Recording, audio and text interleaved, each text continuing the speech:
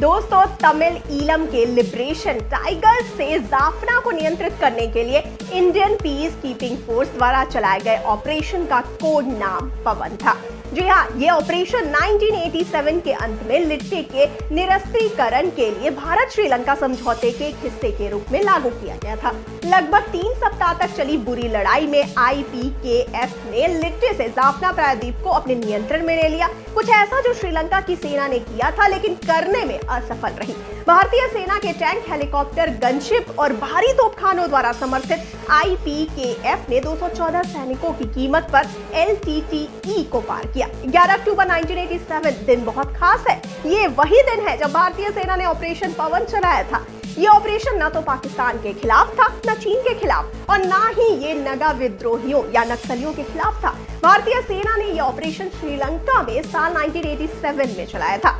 दरअसल 11 अक्टूबर 1987 को भारतीय शांति सेना ने श्रीलंका में जाफना को लिट्टे के कब्जे से मुक्त कराने के लिए ऑपरेशन पवन शुरू किया था, लेकिन इस समझौते की बैठक में तमिल विद्रोहियों को शामिल नहीं किया गया था।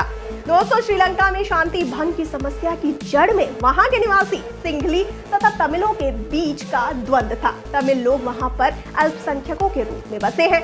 श्रीलंका की कुल आबादी का केवल 18% हिस्सा ही तमिल है और श्रीलंका की सिंघली बाहुल्य सरकार की ओर से तमिलों के हित की अनदेखी होती रही है। इससे तमिलों में असंतोष की भावना इतनी बढ़ती गई कि उसने विद्रोह का रूप ले लिया और वो स्वतंत्र राज्य तमिल ईलम की मांग के साथ उग्र हो गए। श्रीलंका सरकार ने तमिल ईलम की इस मांग को न सिर्फ नजरअंदाज किया, बल्कि तमिलों के असंतोष को सेना के दम पर दबाने का प्रयास करने लगी। इस दमन चक्र का परिणाम ये हुआ कि श्रीलंका से तमिल नागरिक बतौर शरणार्थी भारत के तमिलनाडु में भागकर आने लगे।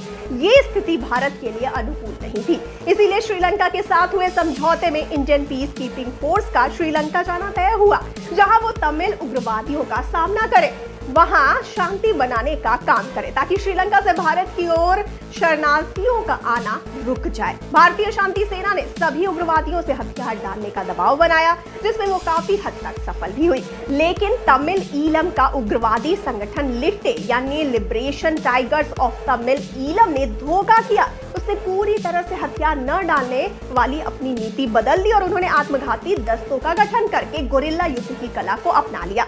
ऐसी स्थिति में भारत की शांति सेना की भूमिका बदल गई। खुद को टाइगर्स के हमले से बचने के लिए उन्हें भी सतर्क योद्धा का तरीका अपनाना पड़ा और वहां युद्ध जैसी स्थिति आने से बच नहीं पाई। दोस्तों, फिर 11 अक्टूबर 1987 को जाफना से तमिल उग्रवादियों के सफाई के लिए भारतीय सेना ने ऑपरेशन पवन शुरू किया। लगभग 2 सप्ताह के संघर्ष के बाद भारतीय सेना ने जाफना और अन्य प्रमुख शहरों से लिट्टे के प्रभाव को खत्म कर दिया। हालांकि नवंबर 1987 तक अन्य ऑपरेशन चलते रहे। इस समय देश के अन्य हिस्सों में हिंदू सिख झगड़े भी अपने चरम पर थे। ऐसे ही श्रीलंकाई तमिलियन लड़ाई झगड़े के बीच की तस्वीर को मेकर्स बागी 4 का हिस्सा बना सकते हैं। दोस्तों, आपका इस बारे में क्या कहना है? आप अपनी राय हमें जरूर बताइए कमेंट सेक्शन में कमेंट करके, और जाते जाते ना इस वाले वीडियो को आपको कर देना है लाइक और शेयर, और चैनल को जरूर कर देना है सब्सक्राइब। और मुझे यानी श्रुति को दीजिए इजाजत। नमस्कार।